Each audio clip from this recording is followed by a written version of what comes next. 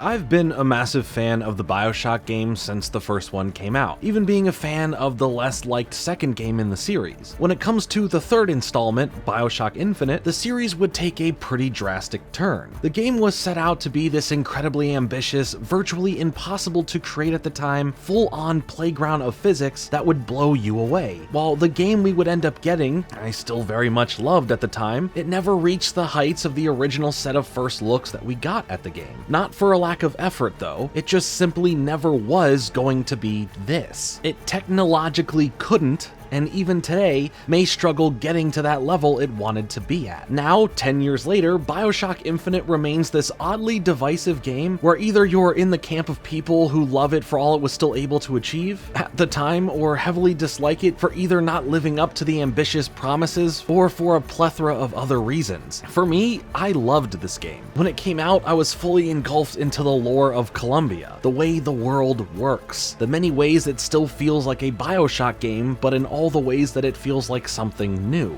Today, I wanted to take a look back at the game, my thoughts on it after a decade, and discuss whether it was still a good game in my eyes, despite never living up to what they sold the game to be.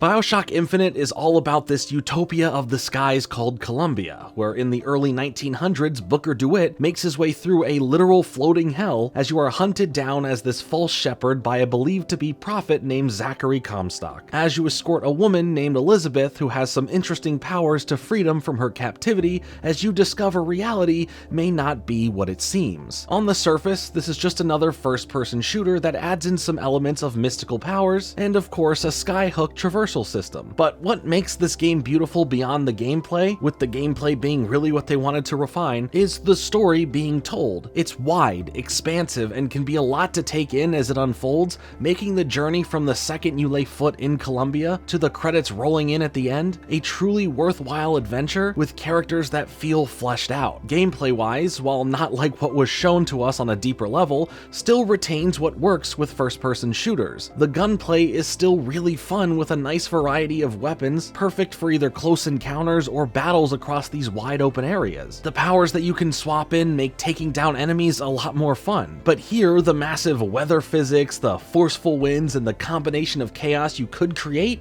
isn't there. It definitely is lacking in being the full vision it wanted to be. But do those specifics make it a bad game? Well, no, not necessarily. BioShock Infinite, for all it's worth, still offers a fully fleshed out gaming experience that was only possible thanks to the team behind it pushing themselves to make as close to what was promised as possible. The core fundamentals that make the game functional and engaging are there, from the gameplay to the story. Playing through the game again feels almost like the first time I played it. It remains an incredible adventure through a well-imagined world that leaves me curious for all the mysteries it holds. BioShock in general nails the lore of Rapture and Columbia, and never fails to really keep you interested in what it built. You want to know how these places became this way. You want to know what caused your character to be so important. You want to be surprised by every twist and turn you can uncover, as the series has made sure that no matter what, the story never takes a back seat, even if they want to be overly ambitious with the gameplay and physics.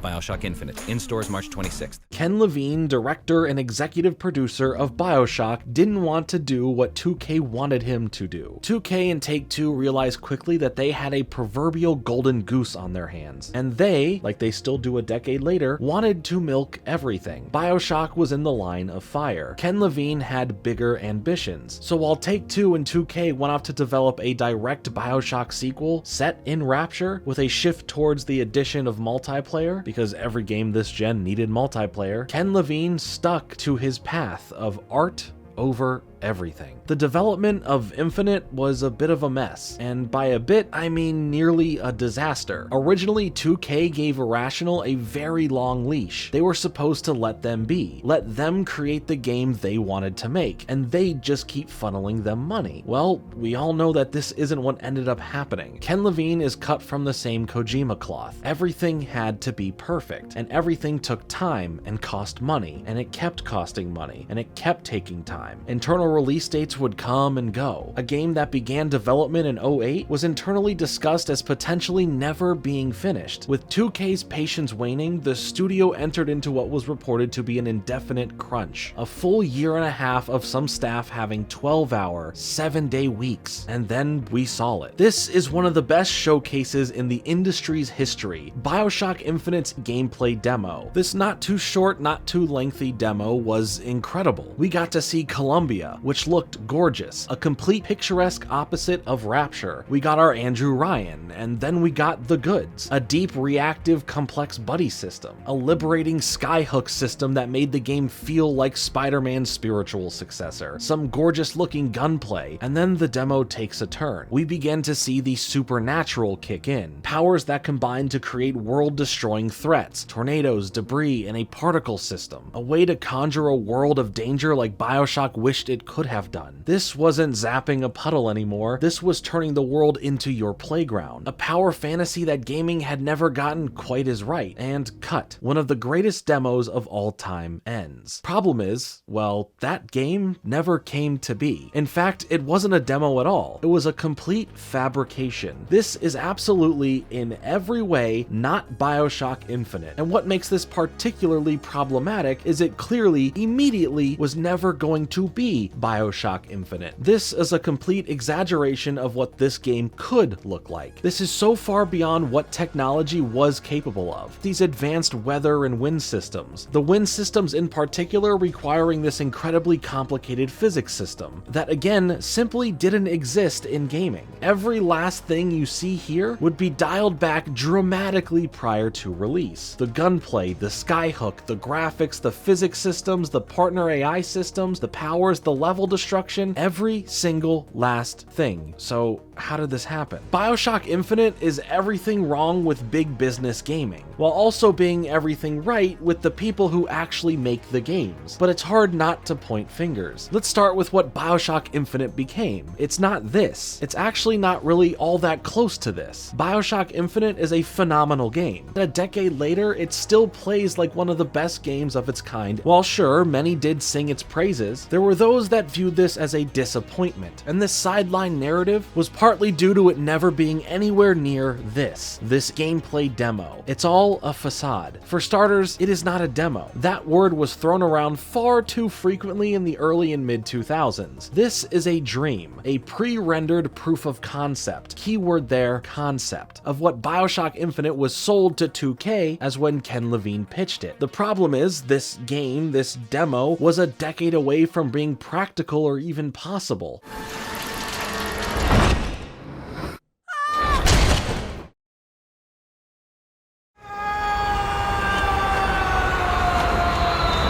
So then, why did we see it? Well, it starts with an artist being too precious in a situation built to destroy preciousness. Ken Levine's vision was beautiful. It was also impossible. Artists tend to not care about the word impossible, so in turn, it's the business, the publisher's job to re-articulate that dream to customers as what it really could be, to rein in ambition and keep the art. That didn't happen here. So if it was up to Ken Levine, the game would be revealed and released 2 weeks later, but the publisher wanted to market a new BioShock as quickly and as bombastically as possible. So they asked Ken Levine to show the game, the one that Ken Levine wanted to make, not the one he could make. Why? Because the dream sells better than the product. So a big business forces creative and talented developers to create a demo that quite literally can't exist at that stage in development to generate hype. They want the developers to lie. Typically, when we see these demos, it's so early that they have to literally develop that vertical slice separate from the game. So what that means is that these demos are always, every time, a completely different product, because they're not developed to show the game as it exists then, they're developed to sell the game that doesn't exist yet at all. They are a different game designed to be sold, not played. played. That's what this video was, this demo. It was not what the game looked like at that point in development. It's what Ken Levine and the developers wish the game could one day be. It's concept art being sold as a movie trailer. It never was going to be that game. And that's a shame, because this process does one horrible thing. It puts pressure on the actual talent, the devs, to mold the thing they do have into something else. It is, in part, how crunch happens. 2K and Take-Two have made it seem, over the last decade, like Ken Levine was difficult to work with, a perfectionist. But the reality is, he and his team are victims of a massive business's financial ambition, just as much as they were a victim of their own. The good news, great art always finds a way, and BioShock Infinite is great art. It's a phenomenal game. A different game, but a game that I believe managed to run fast enough towards the big business trying to tackle it, that it still managed to stay on its feet. That's in part what makes Infinite's extremely high quality so impressive. Like I said, it's been 10 years since BioShock Infinite came out, meaning that it's been 10 years since the last BioShock game came out. Myself, along with many others, have been patiently waiting for the next game in the series that has been in production for quite some time, and every year it feels like we get one step closer with little teases or rumors of production, but as of now, we sit and wait for what's next in this franchise. As for Ken, his next game is called Judas, which is supposed to be yet again another ambitious project that a passionate artist with a driven team of hardworking developers are working on, as it is said to currently be in development hell. But for now, the earliest, or as they put it, the latest we can expect to possibly play this game is 2 years from now, in March of 2025. There is something to be said about marketing a product, especially an entertainment product, as something it will not be, or maybe never could have been to begin with. It can be a sinister big business decision, an unethical attempt to sell an inferior product, or sometimes, some very few times, it can be the result of pure, unfiltered ambition. The way you can tell the difference is quite simple. It's in what you finally get. If you were sold a spectacular dream that ends up being an unfinished, uninspired nightmare, well, you're at the wrong end of big business decision making. But if you were sold that dream, and what you got was a different dream, one that still felt as creatively inspired, one that still captures the same feelings as that initial glamour, well, you got to experience what it's like to have to curb your ambition, and what it's like when great artists do so, while keeping the art in mind. Irrational would close their doors after the launch of Infinite, a studio so muddied by the process of making a single game, its leader nearly left the industry. It is forever one of gaming's greatest hypotheticals. Which came first, the money